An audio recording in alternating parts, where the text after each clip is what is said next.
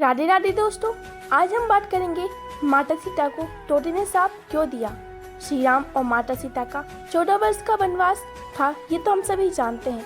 माना जाता है कि जब वनवास के दौरान माता सीता और प्रभु श्री राम का वियोग एक तोते के श्राप के कारण हुआ था।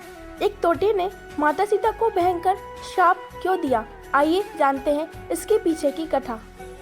रामायण में ऐसे कई रोचक किस्से मिलते हैं जो हैरान कर देने वाले हैं। इन्हीं में से एक किस्सा है माता सीता और एक तोते का। मान्यता है कि वनवास के दौरान माता सीता और श्री राम के वियोग का कारण एक तोते का श्राप था। रामायण की रचना कई अलग अलग भाषाओं में हुई है। यही कारण है कि रामायण से जुड़ी कई ऐसी कथाएं हैं जो हैरान कर देने वाली हैं। एक भिन्न रामायण में ऐसा उल्लेख मिलता है कि माता सीता और श्री राम के वियोग के पीछे एक तोते द्वारा माता सीता को बचपन में मिला एक श्राप था। पौराणिक कथा के अनुसार एक बार माता सीता अपनी बहनों के साथ खेल रही थी। खेलते खेलते वह बगीचे में मौजूद एक पेड़ के पास पहुंची। वहां एक तोता और तोती का जोड़ा बैठा था। वह जोड़ा श्री राम और माता सीता के बारे में बात कर रहा था। अपना नाम सुनकर माता सीता चौंक उठी।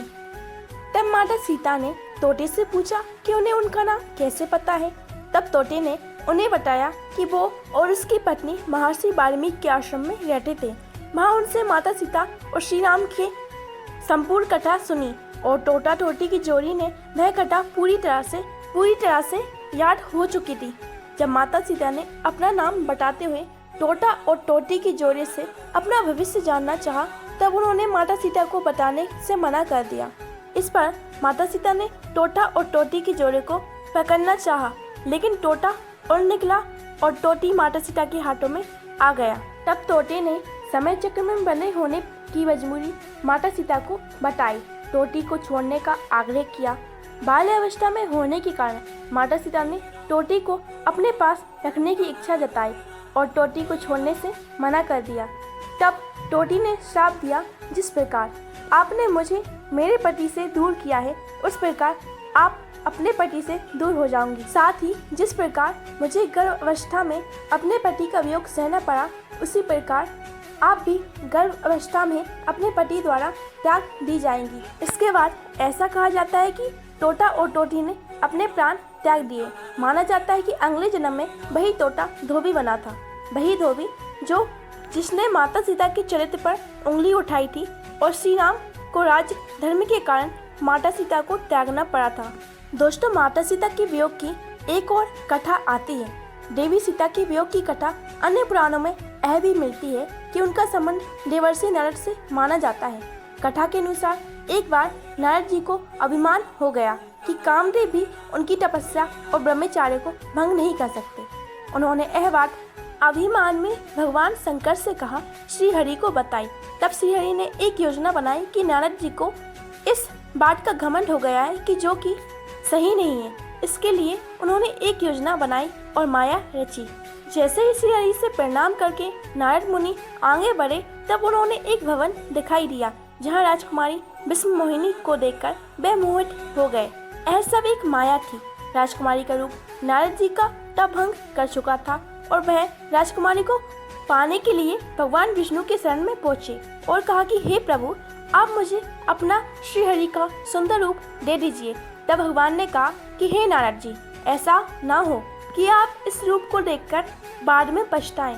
दरअसल नारद जी राजकुमारी का रूप देखकर भूल गए थे कि उनका एक रूप बानर का भी है।